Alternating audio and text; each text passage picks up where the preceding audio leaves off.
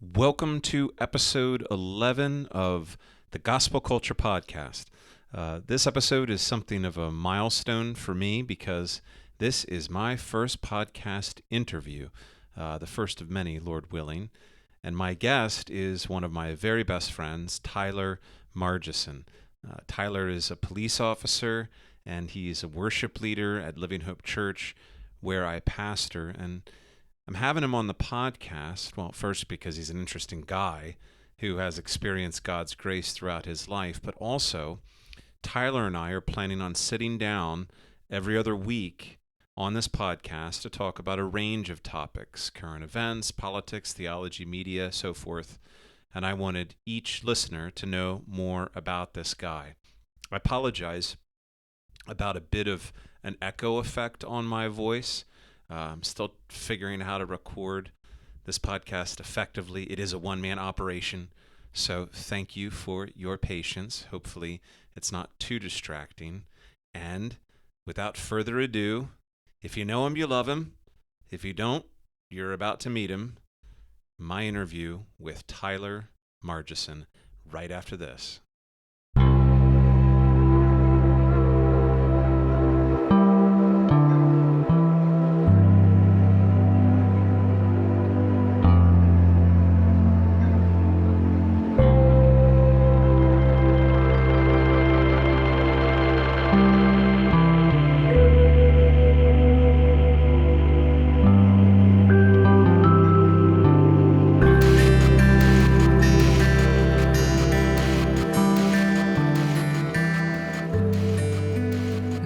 Okay. Well, here we are. Here we are. Okay. I can edit out anything I want, so Okay. this is great. Sounds good. Yeah, feel free to say whatever you want, and I can edit you like crazy. So, I have with me my first interview on this podcast, and it just so happens it's one person, but it's two of my favorite people in one. So, it's my favorite police officer and my favorite worship leader all in one package. This is my friend Tyler Margeson. An eclectic blend. Welcome to the podcast. It's good to be here. Favorite movie law enforcement officer? Favorite movie law enforcement officer is probably going to be Miguel Zavala. Oh my He goes by goodness. Mike Zavala. It's from End of Watch, brilliantly played by the incomparable Michael Pena. Yeah. He's a very humble guy. He's no pretense to him. He got into law enforcement just because he didn't have a college degree and wanted to make money to support a family. He got married young, started having kids, and I think the reason that he's my favorite is he's funny throughout the movie, but at the end of the movie, he lays down his life to save his partner, and so that's always a standout in my I love mind. those gospel echoes. Yeah, absolutely. Yep. I'm going to say Tommy Lee Jones in The Fugitive. I'm going to go there. I was either going to say him. Another one that I really love is Tommy Lee Jones' sheriff from No Country for Old Men, just because he's struggling with the changes in law enforcement as law enforcement's changed over the years. So he would have been a second, but yeah, that's up there. Top 5 for me at least. Yeah. When he tells his coworker to go rustle him up one of those chocolate donuts with sprinkles on top, I'm always in. Absolutely. I'm always in on Tommy Lee Jones. Who doesn't love donuts too? I mean, well, I have you on the podcast because you're one of my dearest friends, and I wanted to have you on because we are regular conversation partners. yes. Been Sometimes known late to into stay the up evening. late all hours, talking about all sorts of things, whether it's music or movies or theology, Yeah. or politics or social issues. Yeah. And It's always a good time. because I enjoy talking with you, I just wanted to have you on the podcast. You have an interesting story too, so I thought that would be interesting for people to hear about your life and your story, especially for Living Hope people, because you're one of our primary worship leaders. Like I said, Absolutely, you're my yeah. favorite worship leader. Sorry to the other worship leaders. I love them too. So tell us a little bit about you. Tell us about your wife, your kids, Sure. You married your high school sweetheart, right? I did, yeah. So Jess and I, my wife Jessica, we've been married. It'll be 13 years this July 1st. But we've been together since I was 15. We actually met shortly after I became a Christian. But we met in choir. She was a senior, I was a sophomore, and I made the elite choir in high school. It was a big deal for a sophomore to be able to do that. And of course, I show up and we have homeroom for choir, and I'm sitting on the risers with my buddy John Penny, and we're super nervous looking around at all these upperclassmen as underclassmen, thinking maybe we bit off a little bit more than we could chew. And Jess, in her gracious and kind beauty, comes walking over and it says, "Hi, I'm Jess. Welcome to the choir," and was just very kind and welcoming and eased our nerves. And over the course of that year, we got to know each other pretty well. Going to the Christian club, the CAA, Christians in Action, at Central Dauphin High School. I would play guitar there and lead worship. But we got to know each other through that and just hanging out with musicals and choir and things like that. And we fell in love, and the rest is history, as they say. Beautiful. I know. It's a wonderful story. No, we actually, we were long distance for a while, going to different colleges, but we made it work. And once we were finished with college, and I got married right out of college, I was ready to do it at 22. So nice. But yeah, that's our story. So tell us about how you became a Christian. What's interesting is you became a Christian at the same youth group that I went to when I was a teenager. Yes. Except I'm older than you, so when I was a teenager and went to that group, I was not a Christian. I did not become a Christian there. I went to that youth group to meet girls. That was why I was there. I went to that youth group with the younger siblings of all the people that you went to that youth group. That's right. No, I grew up in my family went to church. We went to this little Baptist church down in McConnellsburg. I remember going to. Went to Hershey Free for a while when I was in middle school.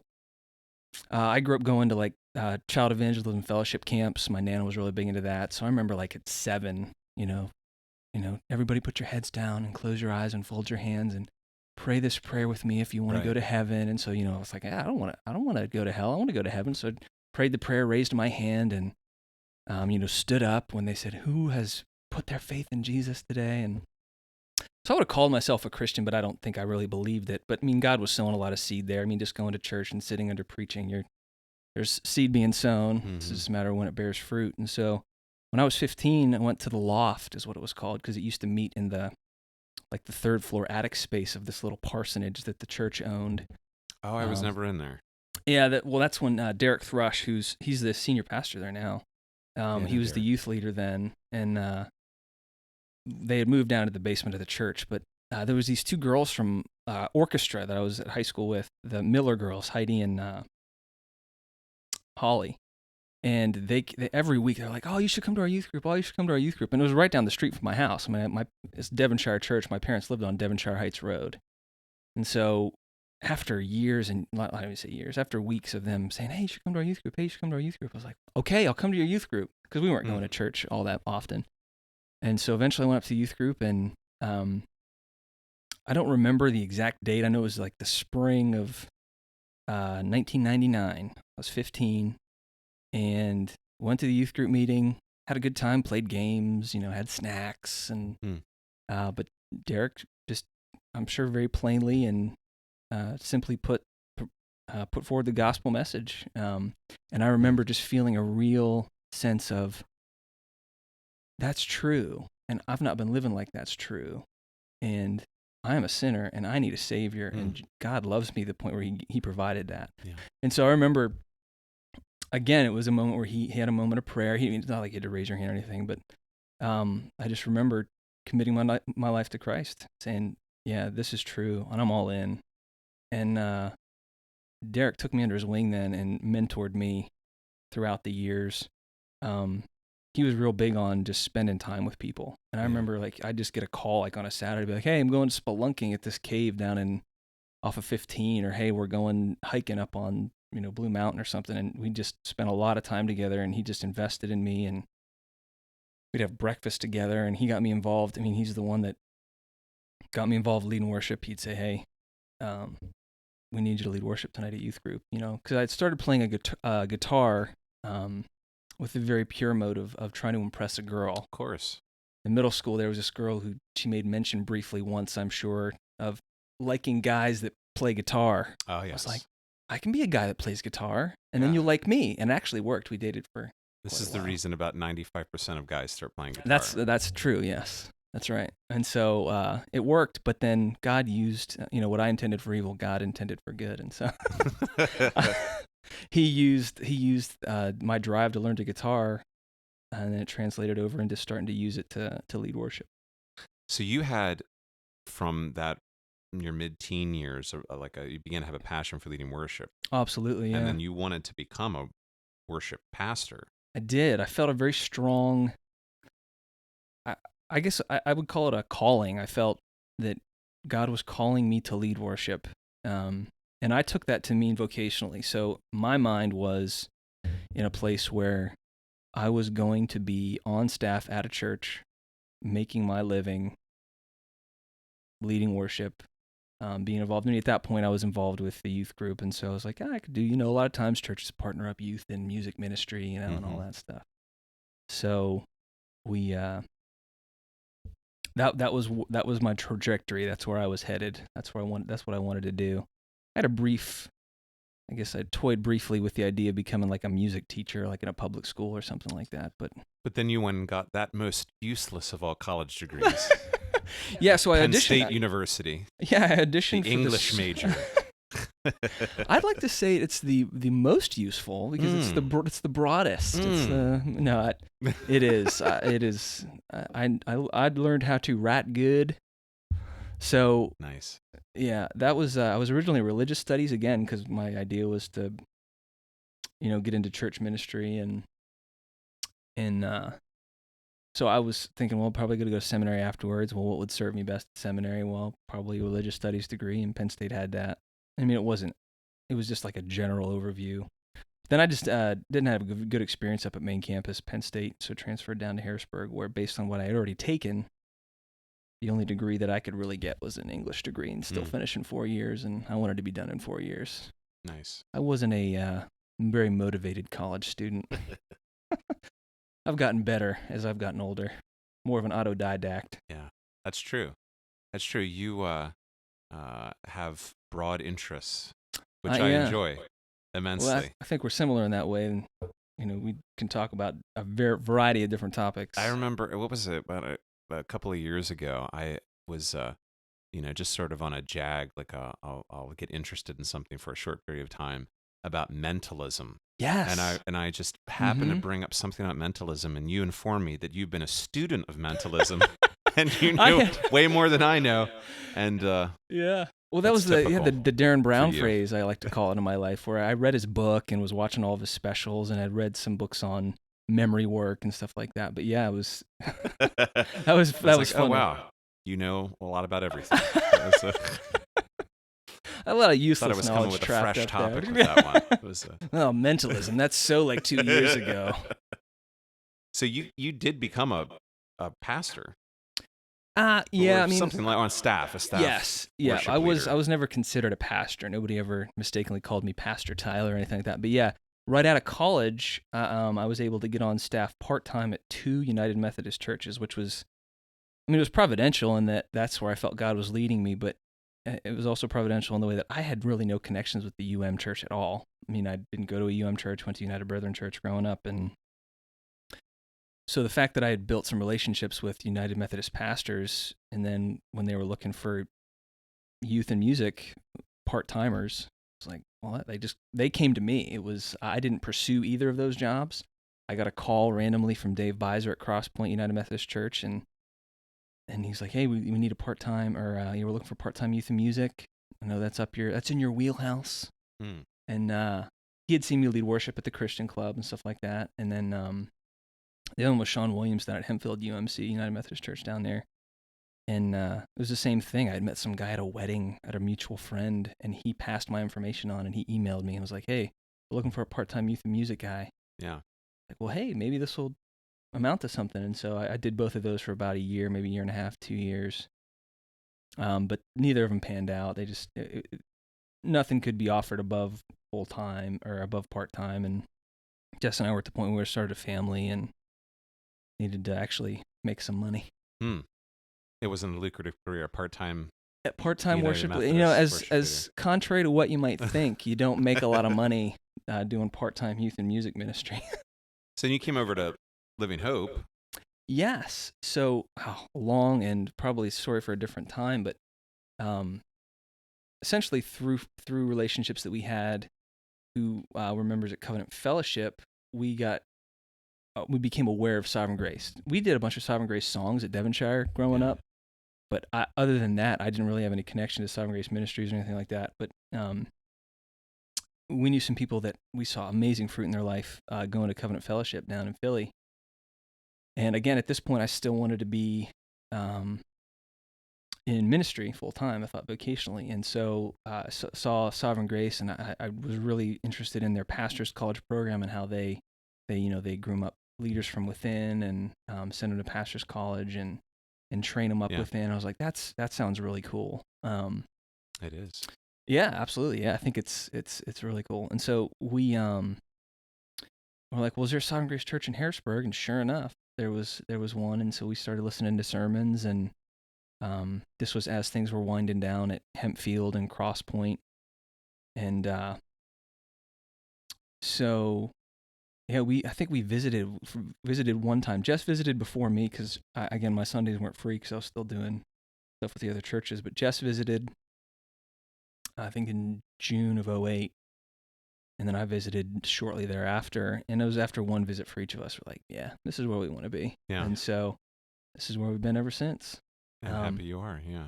Oh, absolutely. Yeah, we started coming, our family started coming about the same time. Yeah, I think you guys were, a couple weeks or maybe even a couple months before us. Yeah, maybe. Around the same time. But I remember because you were of a similar mindset, like you wanted to get into ministry, I think. Yeah. And I remember somebody connected us, I think, because of that. They're like, oh, hey. Is that right? I don't remember that. Yeah, somebody was like, oh, you should talk to Ben Kreps. They just started coming and he's interested in being a pastor and all that stuff. Uh-huh. So I think that's how maybe it was even at the members class, because I think we went the same members class. I don't remember any of that. Oh, really? No. That was when they still had the members class like an hour before the service, like for like 5 Sundays or whatever, 4 or 5 Sundays. I think we met like during one of those because somebody was like, oh, hey, you should talk to Ben. He's interested in pastor's college and all that stuff too. But yeah, that was around that time. So I mean, what's been 11 years 11 now? years. 11 years of glorious friendship. So you ended up being a police officer.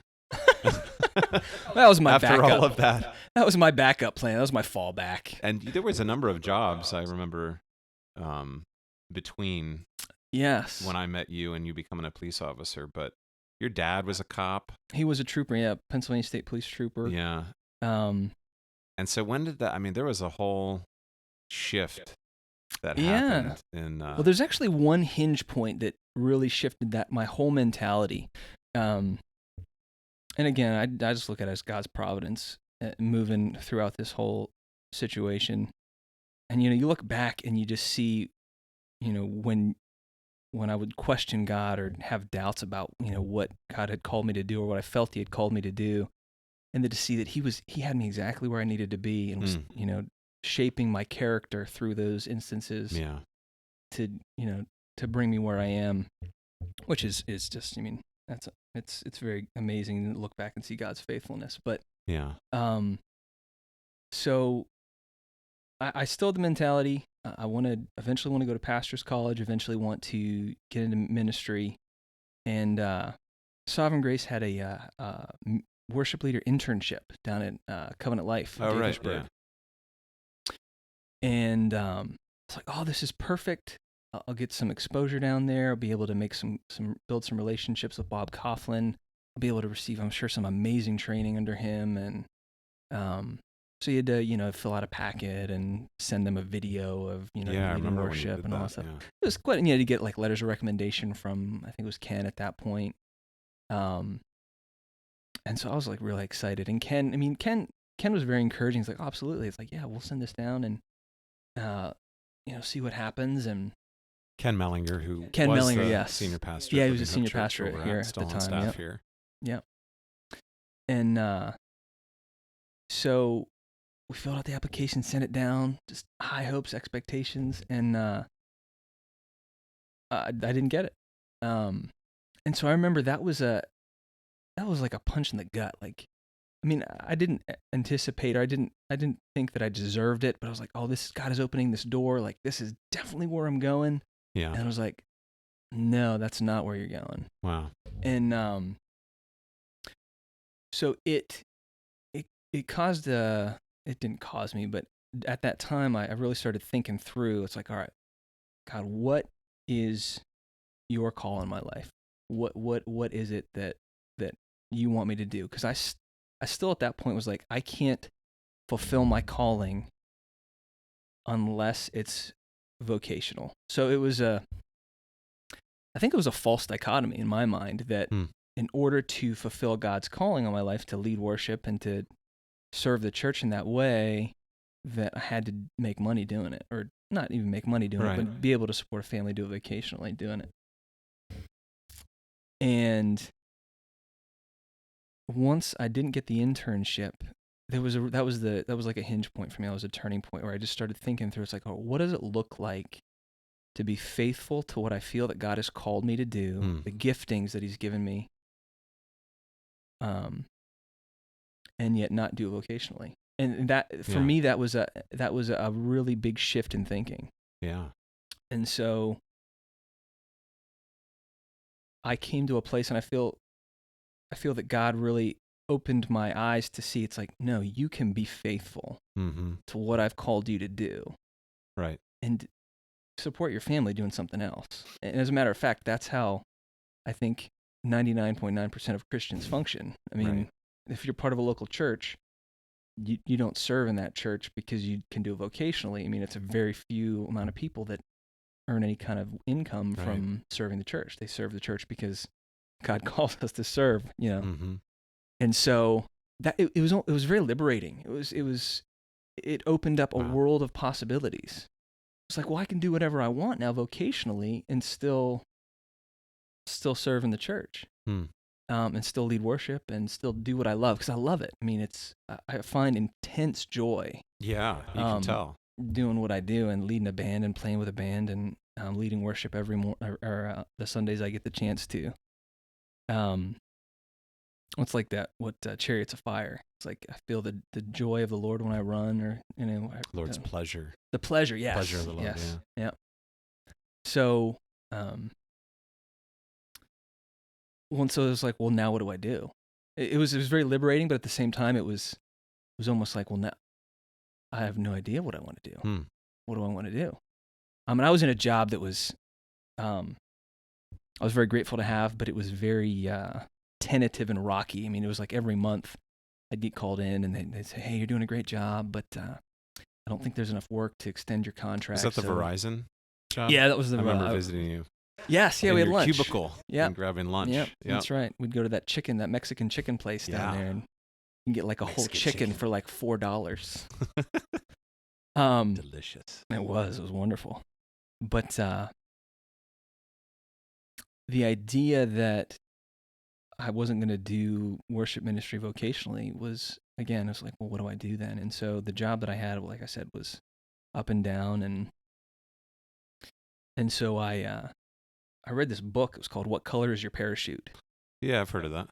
It's like a #1 bestseller in finding meaningful. They bring one out like every year. Yeah, they update it like with the newest techniques and stuff like that. But I got it for Christmas, and I was reading through it, and it had some. It's just essentially like a book of mental exercises to try to get you thinking along the lines of what vocationally you can do, and then some practical steps to move into those different areas. And one of the mental exercises was think about what you wanted to do when you were 7 years old. Make a list of the things that as a 7-year-old, what you wanted to do. And I think there were different ages, like what at 5 did you want to do, what at 7, what at 15, what at 20 or whatever. And then maybe make a comparison between the lists and find, maybe a common thread or common theme. But the one that was at 7, yes, right. That was 4.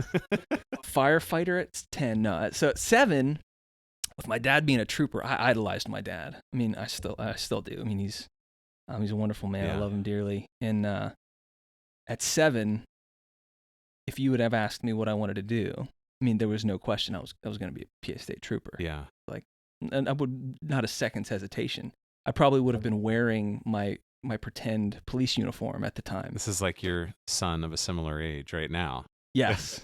Yes, who has a similar mentality as, I mean, even earlier when he was like 5 or 6, he would tell you that he was a Swatara Township police officer. So, yeah, so I was like, okay, well, yeah. And I still had that mentality or that streak that, you know, I very much respected law enforcement. I think I had maybe an insider's perspective and appreciation for the price that they pay, but also just the importance of what they do. And yeah. So the burning question is, what color is your parachute? Tyler, it's what apparently color? thin line blue. That's it's right. Blue. My parachute is blue. Okay. Police blue. Gunmetal blue. So, you decided to become a police officer. Well, yeah, that's when I started pursuing it. So I looked into the state police, started doing the consortiums. The way that it works with local police departments is, at least for counties, they'll compile all their resources and they'll do one set of physical testing and then written testing. And yeah, I mean, you did you underwent a pretty remarkable physical transformation in order to be able to that's true. qualify for that. Lost a ton of weight, worked out, got strong. Yeah, I had It was to. remarkable to see.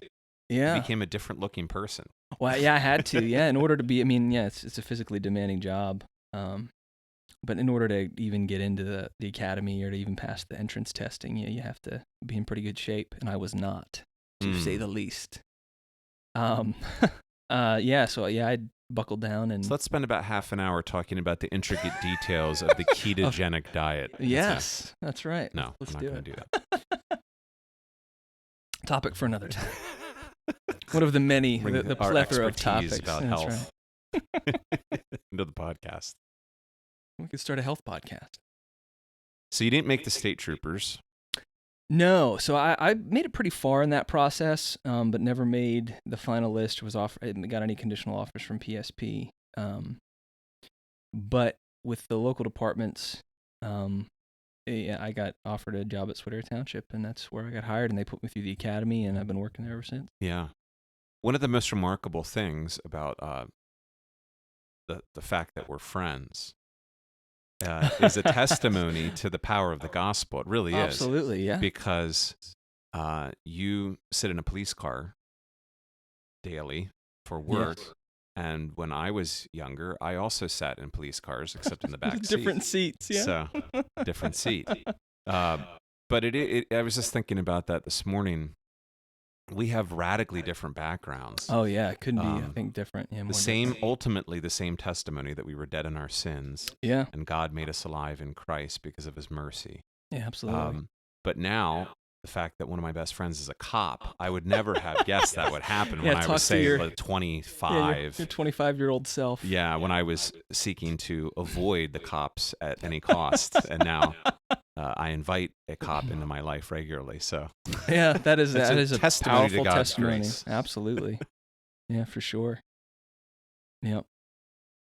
So I think that there's probably some similarities between what I do as a pastor and what you do as a police officer. Yeah. I'm regularly having to tase people, just like you.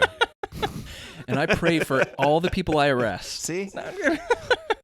But one of the things that's similar when I say that is that once you come into the position of being a pastor, it's the similar with a police officer. You really get the veil pulled back on what people are like. Yeah. Your job becomes stepping into the worst of some of the human darkest experiences. Yep, yeah, some of the darkest places. Yeah, sin and evil and all of those things. It's funny. Sometimes I say when I think about being a pastor, like I remember there must have been a time, I'm slowly not able to remember, but there must have been a time where I just went to church and it was wonderful and sang and heard preaching, and then I went home and maybe hung out, had some fellowship. Sure. That must have happened at some point, but now once you become a pastor, Now you know exactly what's going on Yeah. beneath the surface all over the church. Yep. And so that's wonderful because you get to see God move Yeah. in remarkable ways, restoring For and sure. redeeming people. But you also get to see the dark side Absolutely. Yeah. of human existence. And that's your job. They don't call you in Right. to observe Right. the victories and glories that are happening in people's lives. I When you're rarely, called yeah. in, you're called in because Got a things 911 aren't call going because well. that's right. It's a- Something So or someone has lost control to the point where they need a third party to come in and bring it back under control. that's Yeah. right. And so, between community engagement and tasing meth heads, there's an experience you have that I'm sure is quite different than the experience you had before that. But so what's in your daily experience interacting with criminals? Yeah. At least many of them are allegedly. Sure. Uh, Innocent until proven guilty. That's right. What kinds of things have happened to your perspective about the world? What particular temptations do you face or challenges when you think about the world differently? I know you've shared some of those with me before. Sure. For instance, I think there are certain places that Jess has forbade. been warned not to go because there is an Without armed unsavory escort. element. Yeah. Yeah, it's very eye-opening. And I think it is a testimony to the effectiveness. I mean, just as a brief intro to this, one of my most cherished memories regarding our friendship is when, I don't know if you remember this, when we had, I think it was you guys threw me a party when I got into the academy, I think. And we were down in E-Town at the Arntt's house. Bill and That's Sarah right. Arndt, Yeah, I remember that. former members of the church, and they invited us down, and we had, a big party there. And I remember you read Romans chapter 13, and then you prayed for me, just that God would protect me, but that also that God would use what I did as a means of His common grace to guard us from evil and to be in place as a practical means to hold back evil. And I cherish that memory, and I thank you for that. Oh, It's my privilege. No, I'm sure. Yeah, and so, I think that you have this idea of what the society is like, and that I think most people come from the perspective that people are inherently good, right? Yeah.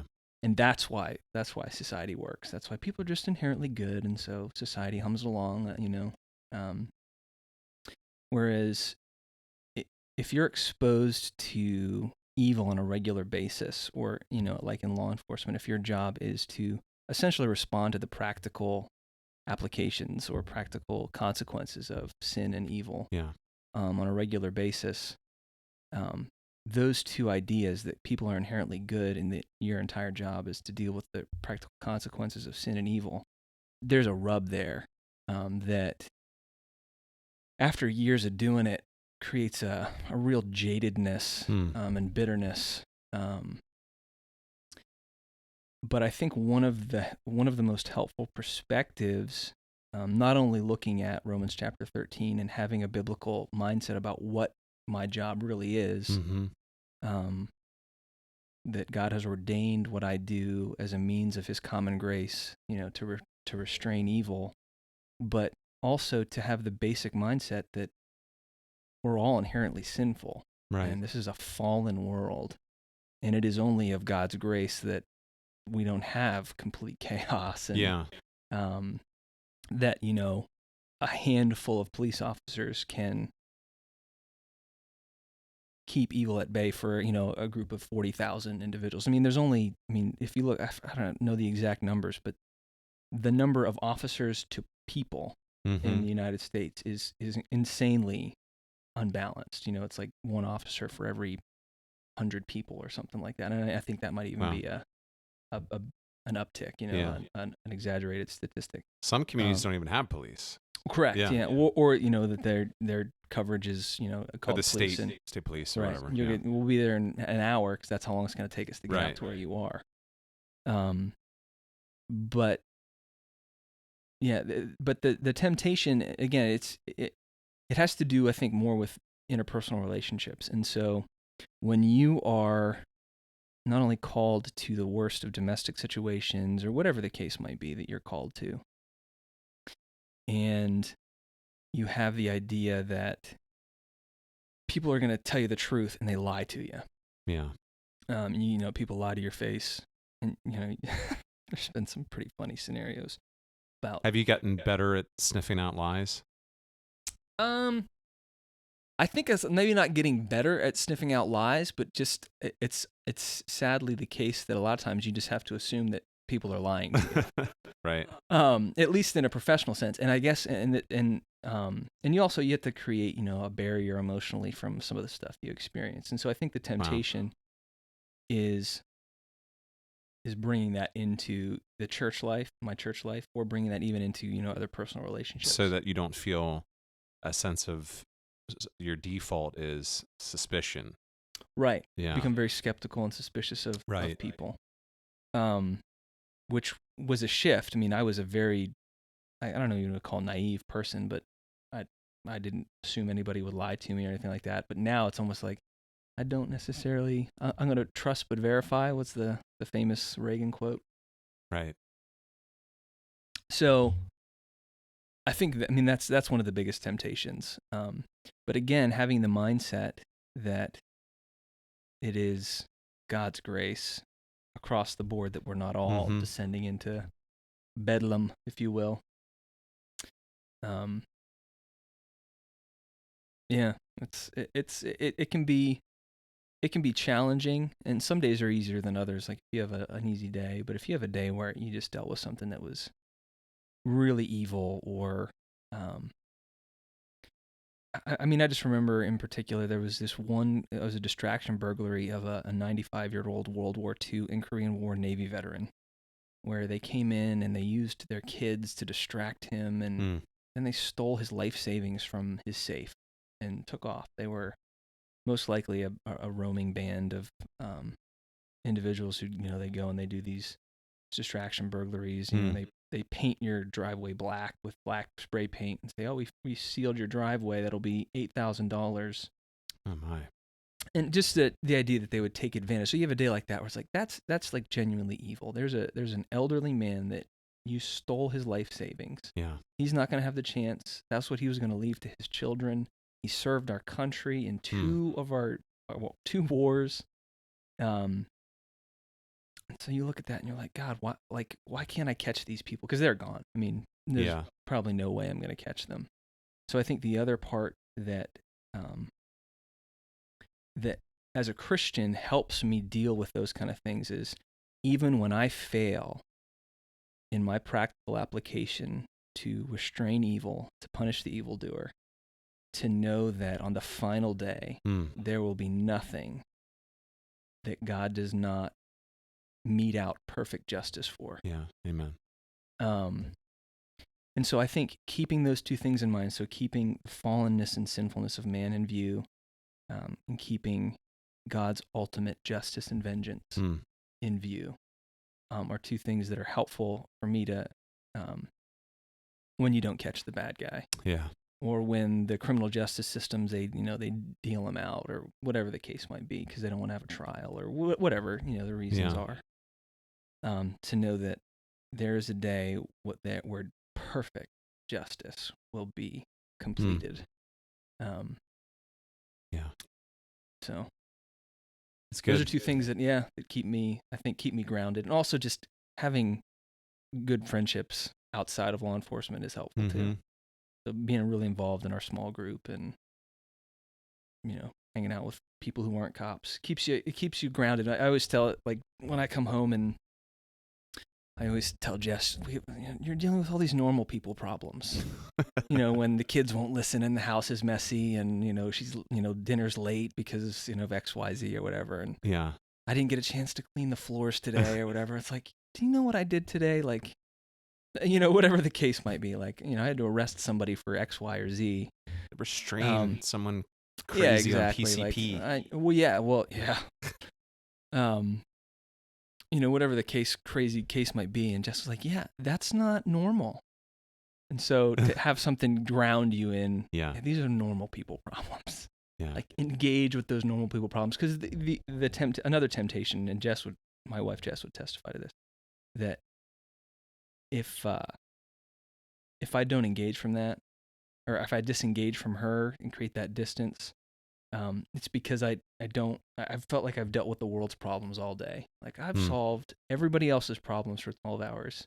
And now I have to come home and I have to solve your problems and the kids' problems and the house problems. It's like, that's actually where my primary responsibility is.